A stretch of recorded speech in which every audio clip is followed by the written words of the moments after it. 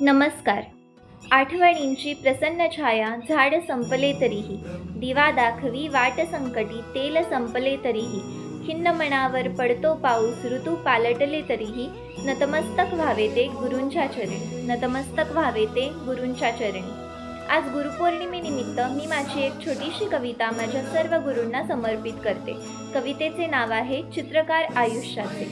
कोण आहे तो चित्रकार ज्याने रेखाटले आहे माझे हे चित्र? कोण आहे तो चित्रकार ज्याने रेखाटले आहे माझे हे चित्र? मला भेटायचे आहे त्यास ज्याने निर्माण केले माझे हे अस्तित्व.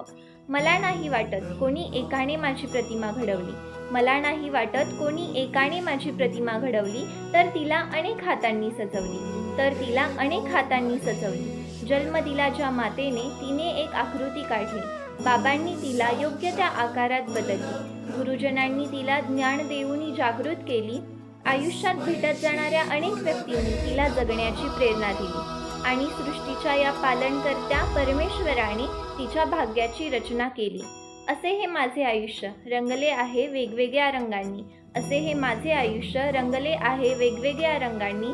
सजवले आहे त्यास उत्कृष्ट अशा गुरूंनी, सजवले आहे त्यास उत्कृष्ट अशा गुरूंनी. आज गुरुपौर्णिमेनिमित्त मी माझ्या सर्व गुरूंना गुरुपौर्णिमेच्या खूप खूप शुभेच्छा देते. धन्यवाद.